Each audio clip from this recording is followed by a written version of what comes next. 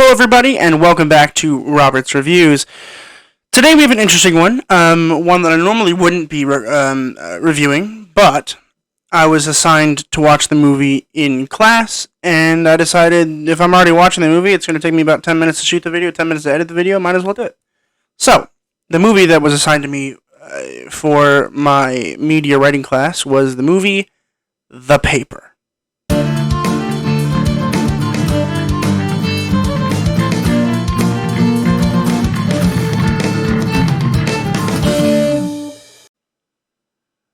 The Paper was released in 1994, and it was directed by Ron Howard and written by David Koepp and Stephen Koepp. And, I didn't really know what to think about this movie before I started, because it was assigned to me by my teacher, and so my professor, I should say. And so he told me I had to watch it and I have to review it, which is ridiculous. That's pretty much all I do now. But I wrote an essay on it. And then I decided I would record a video about it. My video is going to be a little bit different because I have to analyze the characters in particular in my essay, but in the review I can talk about the acting and the directing and all that stuff.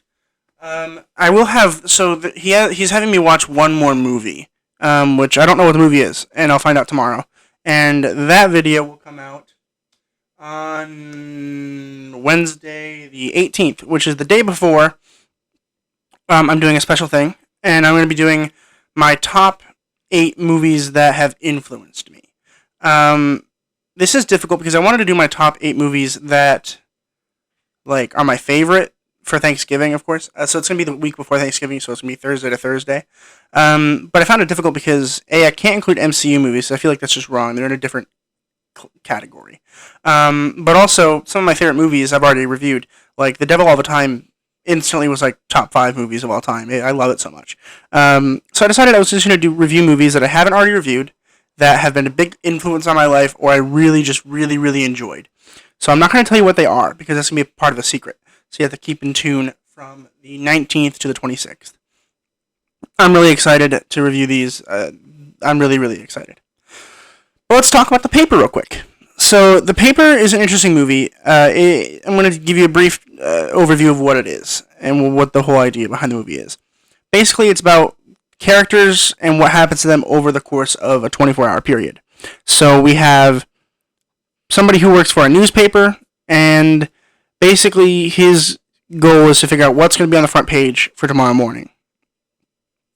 And there's this huge scandal going on because there was a murder, and they arrested 2 young black males. And the main character, Henry, just does not believe that they're the killers. He's like, that's ridiculous. But the person that leads the newspaper, Bernie, says that he doesn't care if it's right or wrong. He just wants a front page that's going to get people to buy the paper. Because he has no proof. And so it's all about really Henry's, process of getting the proof that he needs to give the audience the correct news. It's all about media and its influence on people and how it's so easy to get something wrong and it not matter and to give people, false information. It's really easy to do that. And so this movie was really interesting to me because I really care about that kind of stuff. I'm really interested in that kind of stuff. To people who aren't interested in that kind of stuff, it might not be the best movie for you. But nevertheless, it was a really fun movie. I really had a great time watching it.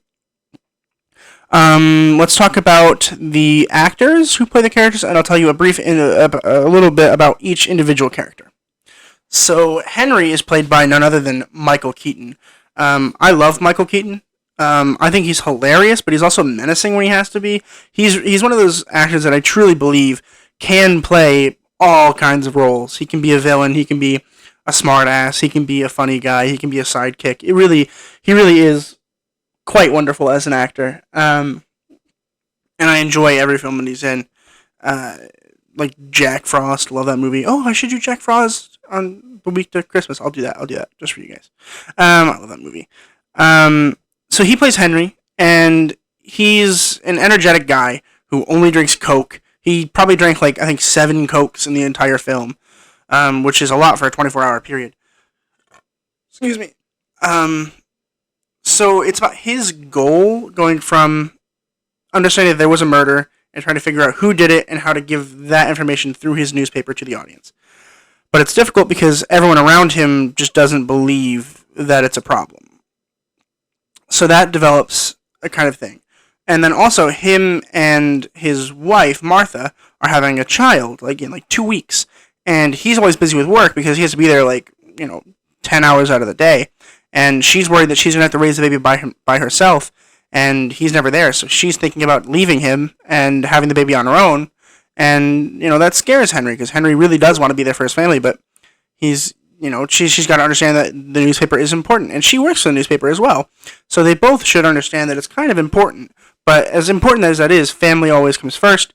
Especially when there's a newborn baby and you're married and you're in love. That's really important. And you get to see that balance between Henry trying to be there for his wife and being there for the newspaper. It's really fun. It adds another element that, honestly, they probably could have done without, and it would have done just fine.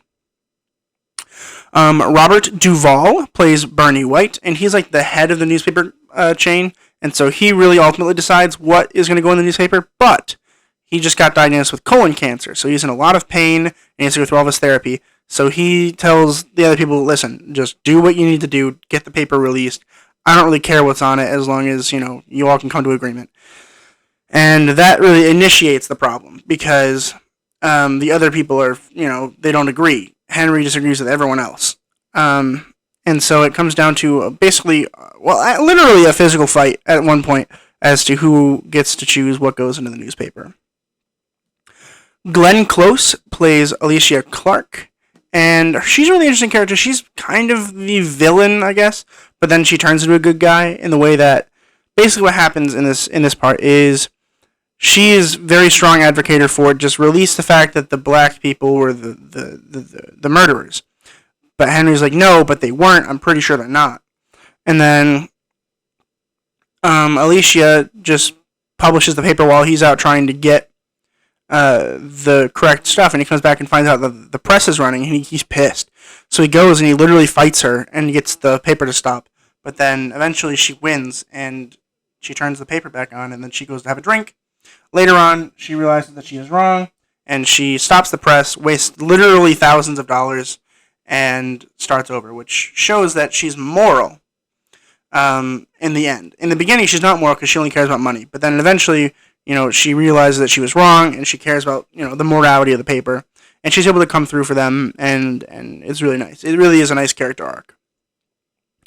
Marisa Tomei as Martha. That's right, Marisa Tomei. She is gorgeous as ever. Wow. How is she gorgeous all the time? It's not fair. Like, she must have been, 25 when she did this movie, and, she was just in Spider-Man, and she looks the same. It's like the Paul Rudd thing, where, you look at Paul Rudd from, literally, 20 years ago, he looks exactly the same right now. It's not fair. How can I get that? It's not fair. Anyway, Martha is Henry's wife, and she's pregnant, and she is upset because Henry is at work. So she, who is a reporter at the same paper, goes out and tries to get, some helpful information for him so that he can come home and actually be at home for a while. And she gives him some important information that helps, but he doesn't think it's enough. So she's upset because she helped him for pretty much nothing because then he still had to go to work and wasn't able to make it home for dinner. And then there's a complication of the pregnancy, which results her going to the hospital. And it's a whole, basically meltdown of emotions for both Henry and Martha. And in the end, Henry realizes that he really needs to focus on family. So he tosses the paper to the side. He realizes this isn't important. I need to be here for my family. And somebody else can take care of the paper. And that's really the whole intertwined stories of the whole thing. And it's really sweet. It's a little long, though. It's quite long. And there's some subplots that really just don't need to be in there. I could have done without the whole physical fight thing that was there. It really wasn't important to me. Honestly, the whole Bernie White thing having colon cancer, they could show that and then tell him, and then just explain that he's going to have other people choose. But then we follow him, and he has this other subplot with his daughter, and it really just didn't need to be there. It was cool and was nice to know that he's more of a round character than he could have been. But it also added 20 minutes to the movie, and it was it's almost 2 hours long. And I don't know about anybody else, but 2 hours is a long time for me. I mean, Endgame feels like it's an hour and a half. That's different. But a movie that doesn't have that many characters And honestly, that much importance doesn't really need to be that long. That's really my only critique. Is I really didn't need the physical fight. I didn't really need a lot of the backstories. There was one character I didn't include on here that kind of is one of the characters that are intertwined, but is also extremely unimportant, and I don't know why he was there. So if they could have gotten rid of that, it would have been really cool. That being said, those are my only negatives. This movie was really fun to watch. I had a good time. I learned a lot too. So if you're interested in that kind of stuff, like media and morality and all that kind of stuff, you watch the movie. It's really good. It's got Michael Keaton and Marisa Tomei, so it's got pretty good stuff. And with that, I'm going to give this movie an A. I hope you guys like this video. In the comments below, drop what you want me to review next, and I'll add it to my sticky notes. I am getting through them. I'm really pushing through. I'm doing great. And then like the video, because liking always goes a long way. Subscribe if you're not subscribed. Why aren't you subscribed? I don't understand why you're not subscribed. There are a lot of people that watch my videos all the way through, and they're not subscribed, and I'm really confused as to why. So just hit the subscribe button, and you'll be notified when I upload a video. You can turn off the notifications if you want, and join the Facebook group, which is in the description below. And I will give you all my upload schedules and all that stuff right on there. So hopefully y'all can do that. And